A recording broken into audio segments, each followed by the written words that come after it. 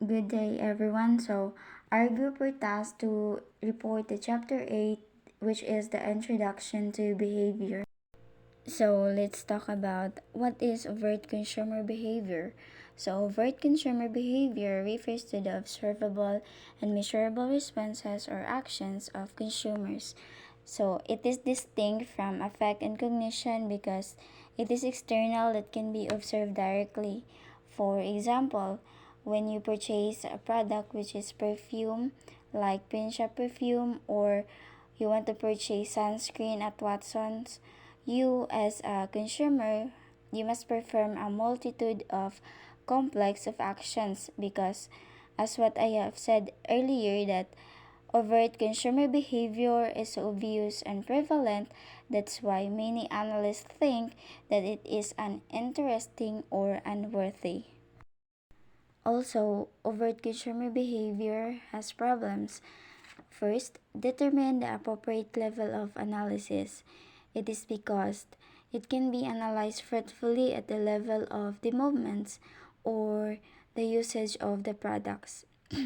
Second, decide whether individual consumers or the entire world market is the appropriate level. For example, when you want to buy a new car, so the salesperson is concerned with the buyer to sign the contract or the payment of the car. Next is the linkage between overt behavior and the affect and cognition are not well developed at a theoretical level. As we all know that affect and cognition is the mental events that can cause physical actions that why overt behavior is poorly understood by the analyst. Importance of overt consumer behavior. Overt behavior is a complex, it is a critical component of consumer analysis. There are three reasons why is it important. Number one, it influences affect and cognition that leads to overt behavior. The linkage often does not hold. For example, consumers often have favorable attitudes about that kind of product but they don't buy them or naa kay ganahan na store but dili sad ka ganahan mo palit dito. Second, behavior precedes and causes affect and cognition in some cases. Third, most marketing strategies cannot succeed without influencing overt consumer behavior. Part of the overt consumer behavior is the traditional models of the adoption or purchase process. First is the awareness. Naa kay awareness about sa product o unsa iyahang mga benefits. Second is the comprehension. Dapat imong sabton kung para asa na nga product, what are the uses of this product. Third is the conviction. It is a belief or opinion that the product is effective ba siya or dili. And fourth is the action. In this, you have to decide whether you buy that product or not. In the second model, which is first is the awareness. As I have said earlier, dapat na kay awareness about sa product o sa iyang mga benefits. Second is the knowledge. Dapat na kay knowledge about that certain product kung unsa iyahang uses. Third is the liking, imuhang nagustuhan na product. Next is the preference. You choose between the two product. For example, mobile ka og perfume which is the Pensha perfume or the So in Love perfume. You choose kung asa imuha. Then next is conviction. Imuhang belief or opinion about that certain product kung effective ba siya sa imuha or dili. Next model, first is attention. A certain product nga nakakuha sa imuhang attention. Second is interest. You are interested to know about that certain product. Third is desire. Wanting to have something or to buy that product. Next is action. You buy that product na imuhang nagustuhan. In the last model, which is first the awareness. aware ka sa usa ka product kung unsa iyang mga benefits. Dayon, interest. You are interested to know or learn about that product. Evaluation. You need to evaluate that product. Trial. You have to try that product if it is effective for you or not. Next is adoption. Actions of fact to choose the product or to use the product. In Exhibit 8.2, a common behavior sequence for a retail store consumer goods purchase. Consumption stage, the pre-purchase. The types of behavior is the information contact, in which consumers come into contact with information either intentionally or accidentally about products, source, or brands. So, when you buy a certain product, you need to find some informations like reading or observing newspapers, magazines, billboards ads, surfing company and other sites on the web, listening to radio commercials, watching TV commercials, and talking to salespeople and friends. Next type of behavior in the pre-purchase consumption stage, which is the fan access, what consumers exchange in the marketing process.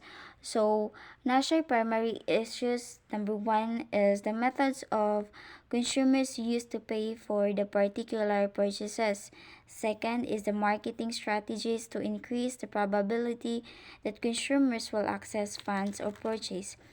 So, it includes cash in pocket, bank withdrawal, writing a check, using credit cards such as Visa, MasterCard, or American Express, opening a store charge account, using debt cards, in drawings on other lines of credit such as bank loans. Next consumption stage is the purchase, in which ang type of behavior is the store contact.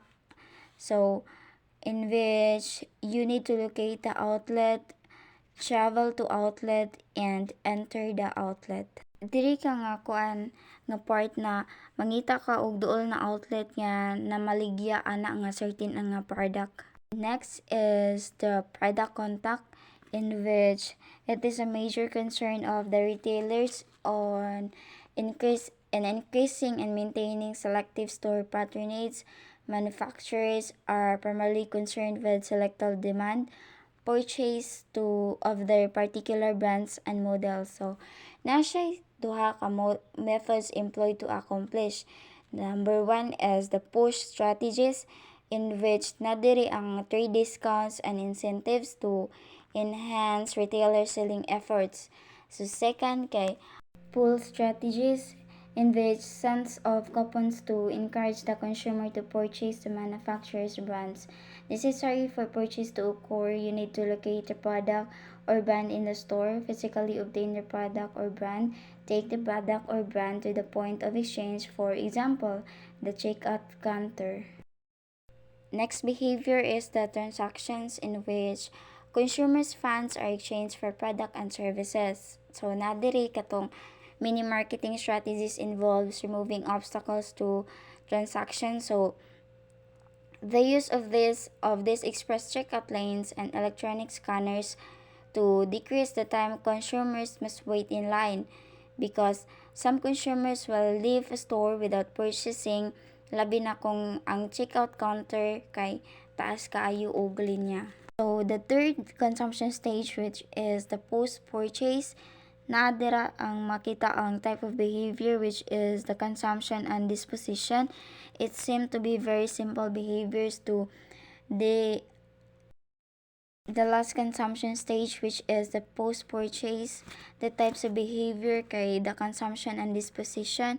It seems to be very simple behaviors to delineate. They are not because of the vast differences in the natures of various products and services. So, it includes the consume or use product, dispose of packaging, or use product, or you need to repurchase. Imuha nang gigamit ang product na imuhang gipalit niya. Kung effective siya, mo repurchase ka og balik that certain product. Last type of behavior in the post-purchase stage, which is the communication. It is a final set of behaviors that marketers attempt to increase. They want consumers to provide the company with marketing information, tell other potential consumers about the product, and encourage them to buy that certain product.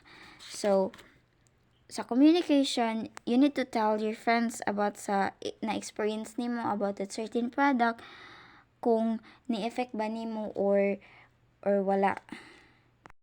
That's all for my topic, which is the what is overt consumer behavior, the importance of overt consumer behavior, the problems of overt consumer behavior, and the exhibit 8.1 and the exhibit 8.2.